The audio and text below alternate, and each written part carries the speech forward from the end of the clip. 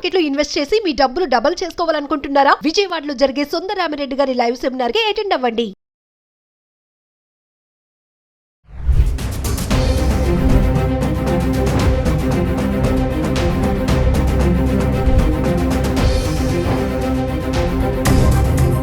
Hello viewers, welcome back to our channel. ప్రస్తుతం మనతో పాటు ఉన్నారు ఎంఎన్సీ ఎగ్జిక్యూటివ్ 25 ఇయర్స్ నుంచి అమెరికాలో ఉంటున్నటువంటి వీరభద్ర సార్ గారు. సార్తో మాట్లాడదాం. ప్రెసెంట్ అమెరికాలో సిచ్యువేషన్ ఎలా ఉంది అనేది. ఈరోజు చూసుకుంటే మరి 8 లక్షల మందిని ట్రంప్ గెట్అవుట్ అంటున్నాడు. చాలా మందిని రిటర్న్ పంపించేస్తున్నారు, మిలిటరీ ఎయిర్ క్రాఫ్ట్ బుక్ చేసి కూడా. మరి ఒక్కసారి సార్తో మాట్లాడదాం. మరి అక్కడ ఉన్నారు కాబట్టి అక్కడ ప్రెసెంట్ సిచ్యువేషన్ ఏంటి, మన వాళ్ళు ఎలాంటి ఇబ్బందులు పడుతున్నారు అనే దానిపైన. నమస్తే సార్. నమస్తే అమ్మా. సార్, అమెరికాలో H1B వీసాతో సెటిల్ అవ్వాలి అంటే ప్రాసెస్ ఎలా ఉంటుంది? అంటే H1B వీసా ఉంటే సెటిల్ అయిపోవచ్చు అక్కడ అంటే ఏం చెప్తారు సార్? ఇప్పుడు కొన్ని మాటలు మనము చాలా లూజ్గా వాడుతాం అమ్మాయి. ఎవరైనా సరే మీ ఆడియన్స్ చూసేవాళ్ళు, ఫస్ట్ ఆఫ్ ఆల్ సెటిల్ అవడం అంటే ఏంటి? ఫిజికలీ స్టే చేయడమా, ఫినాన్షియలీ ఎస్టాబ్లిష్ అవ్వడమా, లేకపోతే ఒక ఉద్యోగంలో లాంగ్ టైంలో ఎంగేజ్ అవ్వడమా, ఏంటి? సో H1B అన్నది is just your visa status. H1B జనరల్గా for the long maximum period of 6 years ఇస్తారు. మధ్యలో ఒక 3 years తర్వాత రెన్యువల్ చేయాలి. అలానే H1B అనేది ఎంప్లాయర్ స్పాన్సర్డ్ వీసా. ఒక ఎంప్లాయరు నేను నా ప్రయత్నాలు నేను చేసి లోకల్గా ఉద్యోగుల కోసం వెతికితే నాకు కావాల్సిన స్కిల్ అండ్ ఎక్స్పీరియన్స్ ఉన్నవాళ్ళు దొరకలేదు కాబట్టి నేను H1 ఫైల్ చేస్తున్నా అని ఒక అండర్టేకింగ్ ఇచ్చి, ఎఫిడవిట్స్ ఇచ్చి, దానికి తగ్గట్టుగా తను చేసిన ఎఫర్ట్స్ ఏంటి, మినిమం 3 months ఎంతో పబ్లిష్ చేసి, ఎన్ని రెజ్యూమ్స్ వచ్చాయి, ఎంతో ఫిల్టర్ చేసాము, ఇవన్నీ ప్రూవ్ చేయాలి అది ఆ కంపెనీ. అప్పుడు వాళ్ళు ఫైనల్గా H1 ఫైల్ చేస్తారు. ఆ H1లో ఎవరన్నా నాలాంటి వాడు వచ్చాడు అనుకుందాం. వస్తే నేను అక్కడ జాబ్ చేస్తాను. మళ్ళీ అగైన్ లాస్ట్ టైం మీకు చెప్పాను, there is nothing called a job in America. Everything is temporary, everything is project oriented. So మనము ఒక ప్రాజెక్ట్కి వాళ్ళు హైర్ చేసినట్టయితే అది 3 నెలల, 6 నెలల, సంవత్సరమా ఆ ప్రాజెక్ట్లో మనం వర్క్ చేస్తాం. ఒకవేళ లాంగర్ ప్రాజెక్ట్స్ ఉన్నాయి, లాంగ్ టైం నడిచే ఎంగేజ్మెంట్స్ ఉన్నాయి, లేదంటే ఒక ప్రాజెక్ట్ నుంచి ఇంకో ప్రాజెక్ట్కి, ఇంకో ప్రాజెక్ట్ నుంచి ఇంకో ప్రాజెక్ట్కి, అట్లా అదే ఎంప్లాయర్ దగ్గర మీరు 3 ఏళ్ల పాటు కంటిన్యూ అయ్యారనుకుందాం. అప్పుడు 3 ఏళ్ల తర్వాత all you have to do is get your H1 renewed. ఆ రెన్యువల్ మళ్ళీ అప్రూవ్ రాగానే జనరల్గా మన పిల్లలు చేసేది ఏంటంటే ఇండియాకి వచ్చి స్టాంపింగ్ చేయించుకొని మళ్ళీ వెనక్కి వెళ్తారు కదా. అది ఇండియాకే రావక్కర్లా, వేరే వేరే మెథడ్స్ కూడా ఉన్నాయి. అసలు యాక్చువల్గా మీరు స్టాంపింగ్ చేయాల్సిన అవసరం కూడా లేదు మీకు. Stamping is only for the purpose of travel తప్ప మీరు విత్ ఇన్ ద కంట్రీ ఉంటే అదే కాగితం మీద మీరు అన్ని పనులు చేసుకోవచ్చు. కానీ చాలా మటుకు మన వాళ్ళందరూ అనుకునేది ఏంటంటే రెన్యువల్ అయింది కాబట్టి నేను ఇండియాకి వెళ్ళాలి, దీన్ని స్టాంపింగ్ చేయించుకుని రావాలి అని సార్. ఓకే, వచ్చారు. వచ్చిన తర్వాత మళ్ళీ అనదర్ 3 years కంటిన్యూ అవుతుంది. అలానే ఒకవేళ అదే ఎంప్లాయర్ మీకు మళ్ళీ వేరే ప్రాజెక్ట్లో పెట్టి వేరే ఎంగేజ్మెంట్స్ ఇచ్చి మీకు కంటిన్యూ చేశాడు అనుకోండి, అక్కడే మీరు 6 ఏళ్ల పాటు సెటిల్ అవ్వచ్చు. సెటిల్, అది దట్స్ వన్ వే మనం సెటిల్ అంటాం. But it's again temporary for 6 years. ఈ లోపు green card, permanent residency process ఒకవేళ అదే ఎంప్లాయరు ఆయన దయా కరుణం ఉంటే బాగుంటే ఏం చేస్తాడంటే they will initiate green card process. మళ్ళీ అక్కడ లేబర్ సర్టిఫికేషను అన్నీ వాళ్ళు వెళ్తారు. వెళ్ళి గ్రీన్ కార్డ్ కోసం అని చెప్పి again H1 or labour certification, then I-140, then eventually permanent residency or adjustment of status అంటారు దాన్ని, గ్రీన్ కార్డ్. సో అది మళ్ళీ ఒక ప్రాసెస్. అది 6 ఏళ్ళు అయిపోయిన వాడికి ఈ లేబర్ సర్టిఫికేషన్ I-140 కూడా కంప్లీట్ అయి ఉన్నట్టయితే వాళ్ళు ఎవ్రీ 2 years, ఎవ్రీ 1 year మీకు రెన్యూ చేసుకుంటూ ఉండొచ్చు. ఆటోమేటిక్గా అప్రూవ్ కూడా చేస్తారు. అది గ్రీన్ కార్డ్ వచ్చేంత వరకు, అంటే మన టర్న్ వచ్చేంత వరకు ఇది రెన్యూ చేసుకుంటూ అక్కడ ఎక్స్టెండ్ చేసుకుంటూ ఉండొచ్చు. అంటే H1B వీసా ఉన్న వాళ్ళకి గ్రీన్ కార్డ్ ఈజీగా వచ్చేస్తుంది సార్? ఈజీ ఏది లేదు. ఇప్పుడున్న స్టాటిస్టిక్స్ ప్రకారం కొన్ని స్టేటస్లో గ్రీన్ కార్డ్ కావాలంటే మీరు 70 years, 60 years వెయిట్ పీరియడ్ ఉందన్న. అంటే మన లైఫ్ టైంలో అది రాదు. సో అమెరికాకి వెళ్ళి సెటిల్ అంటే ఇదే. స్టేటస్ నాకు నన్ను ఇక్కడి నుంచి ఉద్యోగం లేకపోయినా బయటికి పంపించరు అనే స్టేటస్కి రావడం అంటే గ్రీన్ కార్డ్ తెచ్చుకోవడం. గ్రీన్ కార్డ్ వస్తే now you are settled physically in America. Physically economically which is job ఏదైనా ఉందా లేదా మీకు. ఆ జాబ్స్ ఇంత ముందు కూడా మీకు చెప్పాను నేను, అన్నీ టెంపరీ ఉంటాయి, కొన్ని మాత్రమే కార్పొరేట్ జాబ్స్ ఉంటాయి. ఇప్పుడు నేను ఒక పెద్ద కంపెనీకి వర్క్ చేస్తున్నా, so there is a sense of security. It's not like వాళ్ళు ఏదో ఫైర్ చేయడానికి కాదు, వాళ్ళకు కూడా బుక్స్ తారుమారయ్యి ప్రాఫిట్స్ తగ్గినప్పుడు, మార్కెట్ ప్రెషర్స్ ఉన్నప్పుడు, లేదంటే ఇప్పుడు ట్రంప్ చేసే హంగామా చూసినప్పుడు వాళ్ళకు కూడా భయానికి వాళ్ళు ఏం చేస్తారు, దే కట్ డౌన్. లేకపోతే కంపెనీ డైరెక్షన్ మారుతుంది. రీసెంట్గా గూగుల్ అన్నది all hardware and platform guys will let you go. ఎందుకంటే గూగుల్ వాళ్ళ డైరెక్షన్ మారుస్తున్నారు కాబట్టి. సో అలాంటప్పుడు గూగుల్ అనే పెద్ద కంపెనీలో 1,00,000 మంది ఉన్న కంపెనీలో మీకు ఒక పాకెట్ ఆఫ్ డిపార్ట్మెంట్స్ని ఎలిమినేట్ చేస్తే ఆటోమేటిక్గా జాబ్స్ పోయినాయి. సెటిల్ అన్నది ఏం లేదు అక్కడ. ట్రంప్ ఇప్పుడు అంటున్నాడు కదా సార్, సెటిల్ అవ్వడానికి అమెరికా రాకండి అని అయితే ఒక స్టేట్మెంట్ ఇస్తున్నారు కదా, అది ఎవరికి వర్తిస్తుంది? అదే చెప్తున్నాను నేను. మీరు ఆ ట్రంప్ అన్నాడా లేదా వదిలేసేయండి, ఆయన చాలా మాట్లాడాడు. సెటిల్ అవ్వడం అన్నది ఇట్స్ ఎ పాసిబిలిటీ. H1B నుంచి మీరు I-140 తర్వాత ఈవెన్చువలీ గ్రీన్ కార్డ్ వచ్చి అక్కడ మీరు ఉండొచ్చు. అట్ ద సేమ్ టైం ఆ ఉంటున్న టైంలో మీకు ఒకటే ఉద్యోగంతో 20 ఏళ్ళు 10 ఏళ్ళు 25 ఏళ్ళు ఉండే ఛాన్స్ లేదు. అమెరికానే కాదు, ఈవెన్ ఇండియా కూడా మీరు ఈ రోజున చూస్తే మీకు గవర్నమెంట్ ఉద్యోగాలు లేకపోతే బ్యాంక్స్ ఇలాంటివి ఏమన్నా, అది మీరు ఎక్కడ జాయిన్ అయితే అక్కడ సెటిల్ అయిపోవచ్చు. కానీ మిగిలినవన్నీ ఐటీ జాబ్స్ అన్నీ కూడా then are permanent jobs. Anybody can be laid off any time. 2 weeks notice ఇవ్వాలి వాళ్ళు అంతే. ఆర్ మేబీ ఇండియాలో నోటీస్ టైం ఎక్కువ ఉందేమో, బట్ నోటీస్ ఇచ్చేసి వాళ్ళు లే ఆఫ్ చేయొచ్చు. వాడు nothing holds them back. There is no protections under the law. Present ఇప్పుడు ట్రంప్ H1B వీసా దాంట్లో కూడా మార్పులు చేస్తున్నామని చెప్పి అంటున్నారు కదా సార్, ఏమన్నా మార్పులు జరిగాయి అనుకుంటున్నారా? యాక్చువల్గా ట్రంప్ అండ్ ఈలాన్ మస్క్ వీళ్ళు ఈ బ్యాచ్ అంతా they are more in favour of H1B. వాళ్ళకి డిజైర్ ఉంది దీన్ని H1B ప్రోగ్రామ్ని మరింత ఎఫిషియెంట్గా చేయాలి, ఇందులో ఉన్న లూప్ హోల్స్ ఏవైతే ఉన్నాయో వాటిని కంట్రోల్ చేయాలి. But America needs talent.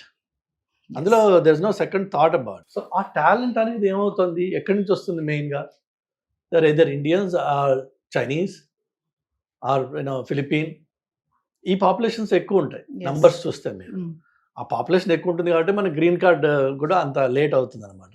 వేరేజ్ కొన్ని కంట్రీస్కి 1 yearలో గ్రీన్ కార్డ్ వచ్చేస్తుంది, బికాజ్ ఆ కంట్రీస్ నుంచి రిప్రజెంటేషన్ అంత తక్కువ ఉంది. సో అందుకని చెప్పేసి H1కి పాజిటివ్గానే ఉంటుంది. ఇన్ ఫ్యూచర్ ఇష్యూస్ ఇంకా డెవలప్ అవుతాయి, పాజిటివ్నెస్ బాగుంటుంది. కానీ వాళ్ళకి గ్రీన్ కార్డ్ రావడం అనేది అది ట్రంప్ ఒక్కడి వల్ల అయ్యే పని కాదు. అది కాంగ్రెస్లో లీగల్ ఏదైతే ఉందో స్టేటస్ మార్పిడి, లేకపోతే గ్రీన్ కార్డ్స్ కోటా మేనేజ్మెంట్ ఏదైతే ఉందో దానికి నేను అమెరికాకు వెళ్ళినప్పటి నుంచి క్యాంపెయినింగ్ నడుస్తుంది, ఇన్ఫ్లుయెన్సెస్ నడుస్తున్నాయి, బిల్స్ వస్తున్నాయి. కానీ అన్ని బిల్స్ ఫెయిల్ అయిపోయినాయి ఇప్పటిదాకా. Nobody could overhaul that process, that system. అందులో సిస్టంలో ప్రాబ్లమ్స్ ఉన్నాయని అందరికీ తెలుసు. లీగల్ ఇమిగ్రెంట్స్ కష్టపడుతున్నారన్న విషయం అందరికీ తెలుసు. కానీ దాన్ని ఫిక్స్ చేయడం అన్నది it's a political land mine. Nobody wants to step on that. ఎందుకంటే H1, L1, F1 ఇంకో 1 అది వదిలేసి అందరూ ఇమిగ్రెంట్స్. అండ్ ఇమ్మిగ్రేషన్ అనేది ఒక సెన్సిటివ్ టాపిక్. సో దాంట్లో ఏమాత్రం అటు ఇటు చేసినా ఎవరైతే దాన్ని సెన్సిటివ్గా చేసి భూతంలా తయారు చేసి ఇమ్మిగ్రెంట్స్ వచ్చి మన అమెరికాని మన కల్చర్ని మార్చేస్తున్నారు, ఇవన్నీ ఉన్నాయి కదా గొడవలు. సో వాళ్ళు they take that up as a very serious topic. So పాలిటిక్స్లో ఎవరైతే ఉన్నారో పొలిటీషియన్స్కి వాళ్ళ కెరీర్ ఎండ్ అయిపోయే అవకాశం ఉంది ఆ టాపిక్ని టచ్ చేస్తే. ఒక విషయం చెప్పండి సార్, అంటే ఎలా పడితే అలా అమెరికా వెళ్ళిపోవాలి ఏదోలాగా, అక్కడికి వెళ్ళి పడ్డామా అక్కడ ఉద్యోగం ఏదో చేద్దామా అని కాకుండా ప్రెసెంట్ ఏంటంటే టాలెంట్ స్మార్ట్ పీపుల్ని ఖచ్చితంగా అక్కడ తీసుకోవడం అనేది జరుగుతుంది అంటారు. ఇక్కడి నుంచి వెళ్ళే వాళ్ళు ఖచ్చితంగా ఏదో ఒక టాలెంట్తోనే వెళ్ళాలి. ఏమీ లేకుండా ఏదో అక్కడికి వెళ్ళి పడ్డామా ఏదో చేసుకున్నాం బ్రతుకుదాం అంటే మాత్రం ఇప్పుడు సర్వైవ్ అయ్యే పరిస్థితి ఉందా లేదా అంటే ఏం చెప్తారు సార్? ఇప్పుడు కాదు, అది ఎప్పుడు లేదు ఆ పరిస్థితి.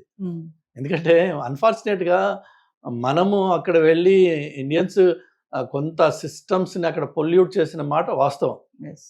నేను రీసెంట్ టైమ్స్లో I have seen notifications for ఇది ఎంప్లాయీస్ కోసం నోటిఫికేషన్స్ పెట్టిన వాళ్ళు క్లియర్గా కింద చెప్తున్నారు, no AP or Telangana graduate. అదే మనం ఎంత నొటోరియస్ అయిపోయాం అన్న దానికి ఒక ఎగ్జాంపుల్ చెప్తున్నాను. పోనీ ఆ పెట్టినవాడు లోకల్ అమెరికన్ కాదు, వాడు ఇండియనే. బట్ వాళ్ళు చూస్తున్నారు ఏంటంటే మనం చేసే తప్పుడు పనులు ఏవైతే ఉన్నాయో, అంటే ఏంటంటే ఫర్ ఎగ్జాంపుల్ ఈ స్టూడెంట్స్గా చదవడానికి వస్తారు F1 మీద, ఆ వచ్చిన పిల్లవాడికి మహా ఉంటే 22-23 ఇయర్స్ ఉంటాయి ఏజ్. వాడు అక్కడికి వచ్చి మాస్టర్స్ చేస్తాడు, వాడికి ఒక రెజ్యూమే తయారు చేస్తారు ఈ కన్సల్టింగ్ కంపెనీస్. అది 100% బోగస్ అది. ఓకే, సో ఆ బోగస్ రెజ్యూమే మీద jobs ఎవరిస్తారమ్మా?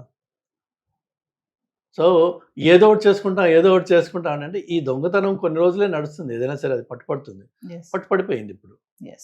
But never the less మనం చేసింది దొంగతనం. నేను అమెరికాకి వెళ్ళి ఏదో ఒకటి చేసుకుని బతికేస్తాననే ప్రసక్తి లేదు అక్కడ. అంటే ప్రెజెంట్ ఒక విషయం చెప్పండి సార్, ప్రెజెంట్ మాత్రం అక్కడికి వెళ్తే టెంపరీ, నువ్వు ఉద్యోగం చేసానికి వెళ్ళినా చదువుకోవడానికి వెళ్ళినా ఏదైనా సరే టెంపరీగానే ఉండి రావాలి తప్ప అక్కడ సెటిల్ అవ్వడం అనే ఆలోచన అనేది ఇప్పుడున్న పరిస్థితిలో లేదు అని అనుకోవచ్చు అంటారా? టెంపరీ అంటే మీరు అమెరికాకి విజిట్కి వెళ్ళి రావడం అనేది ఉంది కదా, దాన్ని B1 B2 వీసా అంటారు. అలా వెళ్ళేసి సరదాగా 3 నెలలు 2 నెలలు తిరిగేసి వస్తాను నేను, అది కూడా ఆ వీసా అప్రూవ్ అయితే వెళ్ళి తిరిగి రండి, ప్రాబ్లం లేదు. కానీ అక్కడికి వెళ్ళి నేను ఏదో ఒక ఆడ్ జాబ్ చేసుకుంటాను, ఆడ్ జాబ్స్ అంటారు వాటిని. ఏదైతే మీకు ఎంప్లాయర్ చెక్ రూపకంగా మీకు శాలరీ ఇవ్వలేడు, బై క్యాష్ ఇస్తారు. ఎందుకంటే ఎంప్లాయర్ కూడా తెలుసు is not suppose to employ you, కానీ వాడు వాడుకున్నాడంటే క్యాష్ రూపకంగా డబ్బులు ఇస్తాడు. That means you are living an illegal life. మీరు నిర్ణయం చేసుకోవాల్సిందల్లా మీ ఆడియన్స్ అందరికి ఎవరికైనా నేను చెప్పేది ఏంటంటే, అక్కడికి వెళ్ళి ఆ బతకాల్సిన అవసరం ఉందా నీకు? అక్కడికి వెళ్ళి అంత హీనంగా ఏ మెక్డానల్డ్స్లోనో లేదంటే ఏ ఇండియన్ రెస్టారెంట్లోనో నలుగురికి సర్వ్ చేయడమో, లేదంటే గిన్నెలు కడగడమో, లేదంటే స్టోర్స్లో పనిచేయడమో అర్ధరాత్రి అపరాత్రి, అక్కడ ఉండే రిస్కులు ఉన్నాయి. బట్ ఆ వర్క్ కోసం అని చెప్పి నువ్వు అమెరికాకి వెళ్ళాలా? డాలర్ కన్వర్షన్ అంత గొప్పదా, అంత అవసరమా? అది లేక ఇక్కడే మన అహంకారం ఏదైతే ఉందో కొంచెం అహాన్ని కొంచెం కంట్రోల్ చేసుకుని ఎంతోమంది మాస్టర్స్ చేసి, ఇంజనీరింగ్ చేసి, ఫార్మస్యూటికల్ డిగ్రీస్ చేసి పిల్లలు పానీపూరి బండి పెట్టుకున్నారు. ఇండియాలో హైదరాబాద్లో ఉన్నారు మీకు మాస్టర్స్ చేసి పానీపూరి పెట్టుకున్న వాళ్ళు, రోజుకి 3,000 2,000 4,000 సంపాదిస్తున్నారు వాళ్ళు. తప్పేంటి అందులో? కానీ మనకేంటంటే డిగ్నిటీ ఆఫ్ లేబర్ అని చెప్పి ఒకటి ఇండియాలో ఇక్కడ ఉంది. అదంతా నేను చేస్తా, ఇదంతా నేను చేస్తా అక్కర్లా. నువ్వు ఏదైనా సరే, ఏ పనైనా సరే, ఫస్ట్ ఆఫ్ ఆల్ నీ సెల్ఫ్ రెస్పెక్ట్ మెయింటైన్ చేసుకుని నువ్వు పని చేసినట్టయితే అది నీకు గర్వంగా ఉంటుంది, ధైర్యంగా ఉంటుంది. నువ్వు దొంగతనంగా బతకాల్సిన అవసరం లేదు. అక్కడ మీకు డ్రైవర్స్ లైసెన్స్ రాదండి మీకు స్టేటస్ లేకపోతే, which means you can never drive. వేరే వాళ్ళ కారులో అయాపా అని అడుకుని తిరగాలి తప్ప యూ కెన్ నెవర్ డ్రైవ్. ధైర్యంగా మీరు ఒక ఫ్లైట్ ఎక్కి వెళ్ళలేరు, ఎక్కడ ఎవడు నేను స్టేటస్ చెక్ చేస్తాడు. అంత దొంగగా ఉండాలి. అంత ఉండాల్సిన అవసరం ఉందా? అన్ఫార్చునేట్ ఏంటంటే నాకంటే ముందు 10 మంది వెళ్ళారు, వాళ్ళందరూ అక్కడ ఉన్నారు, వాళ్ళు సెటిల్ అయిపోయారు, నేను కూడా వెళ్తా అక్కడికి. ఈ పక్కవాడిని చూసుకుని మనకి అది ఆ ఇచ్చి మొదలవడం తప్ప, అందులో అక్కడికి వెళ్ళాక తెలుస్తుంది వాడు ఎంత దరిద్రంగా అక్కడ ఉంటున్నారు అనేది. ఒక్కొక్క అపార్ట్మెంట్లో 4-3 ఉండాల్సిన అపార్ట్మెంట్లో 8 మంది 10 మంది ఉంటారు. కొన్ని చోట్ల అయితే రాత్రి షిఫ్ట్ సగం మంది పనిచేస్తారు కాబట్టి వాళ్ళ బెడ్స్ వాళ్ళు వాడుకోవడానికి ఈ డే షిఫ్ట్ వాడు అపార్ట్మెంట్లో ఉంటాడు. ఒక రోజున వాడు బ్రేక్ తీసుకుంటే వాడికి పడుకోవడానికి చోటు ఉండదు. అతి హీనంగా ఉంటుంది పరిస్థితి. అక్కడికి వెళ్ళి అంత హీనంగా ఉండాల్సిన నీకు కర్మ ఉంది, నాకు వేరే ఏమీ అవకాశాలు లేవు ఇక్కడ అంటే గాడ్ ఈజ్ గ్రేట్. కానీ అంత దరిద్రాన్ని అక్కడ ఉన్నవాడు నీకు చెప్పడు, ఆ విషయం చెప్పరు. వాడేమో అమెరికా 4 బిల్డింగ్స్ బొమ్మలు చూపిస్తే ఇదే అమెరికా అనుకుంటావు. ఆ బిల్డింగ్స్ ఉన్నది ఓన్లీ న్యూయార్క్ సిటీ డౌన్ టౌన్లో మాత్రమే ఉన్నాయి, or maybe Chicago, or maybe LA. But the rest of America is actually wide open green space. గట్టిగా అరిస్తే పక్కింటి వాడు పిలిపి మనకి కనిపించని పలకని ఇంత దూరంలో ఇళ్ళు ఉంటాయి కొన్ని చోట్ల. ఒంటరితనంతో చచ్చిపోతుంటారు అక్కడ. సో అక్కడికి వెళ్ళి నాకు అంటే వేరే వాళ్ళు చెప్పిన వాటి విషయాలు అవి విని మభ్యపడి అక్కడికి వెళ్ళే బదులు ఫ్యాక్ట్ చెక్ చేయండి. What is the reality on the ground. Present sir H1B visa tight అవుతుంది, టైట్ చేస్తున్నాడు ట్రంప్ అంటే ఏం చెప్తారు ఓవరాల్ గా? టైట్ లూజ్ అంటే ఏం లేదండి, మనకి ప్రాపర్ క్వాలిఫికేషన్ ఉంది. నెంబర్ 1 క్వాలిఫికేషన్ ఉంది. నెంబర్ 2 వీసా ఇంటర్వ్యూకి వెళ్ళినప్పుడు ఆయన అడిగే మినిమం ప్రశ్నలకి నేను ఇంగ్లీష్లో జవాబు చెప్పగలనా లేదా? అలా వాళ్ళు 100 ప్రశ్నలు వేయరు కదా, అది ఇంటర్వ్యూ కాదు, అది 3-4 ఉంటాయి. వాళ్ళు మెతుకు ముట్టుకున్నట్టే, మొత్తం ఒక అన్నంలో చేయబెట్టట్లేదు కదా. ఆ 3 మెతుకుల్లో మీకు అది ఇది పాడైపోయింది అన్నం రా అని చెప్పి వాడికి తెలిసిపోతుంది. అలా కాదు, మీ దగ్గర సరుకు ఉంది. If you are talented you should definitely try. America is one country where if you are talented your opportunities are endless. కానీ ఇక్కడ నువ్వు చదివిందే వానాకాలపు చదువు, అక్కడికి వెళ్ళి ఏం చేస్తావు పరిస్థితి. దయచేసి నా సలహా ఏంటంటే work on yourself first, be good at some subject, take whatever it is. Hot ఏదైతే మార్కెట్లో ఉందో అది ఏఐనా, డేటానా, ఎంఎల్ఆ, ఏదైనా సరే ఒక టాపిక్ తీసుకోండి, దాని మీద పని చేయండి, దాని మీద గట్టిగా ఫౌండేషన్ బేస్ చేసుకోండి, క్రియేట్ చేసుకోండి. దెన్ కమ్యూనికేషన్ మీద వర్క్ చేయండి. Communication, be able to express yourself and explain what you know. నాకు తెలుసు, నువ్వు ముందు జాబ్ ఇచ్చే నేను చేసి చూపిస్తా అంటే ఎవడివ్వడు, అని నాకు తెలుసు అన్న విషయాన్ని నేను చెప్పుకోగలగాలి. ఇవి 2. 3వది వచ్చేసి I need to be presentable. మాసిపోయిన గడ్డమును జుట్లు పెట్టుకుని ఏదో పనికిరాని అలాగ అప్పుడే నిద్ర లేచి ఇంటర్వ్యూలకు వెళ్తే ఆ జాబ్ ఇంటర్వ్యూ రాదు, వీసా ఇంటర్వ్యూ రాదు, 2 రావు.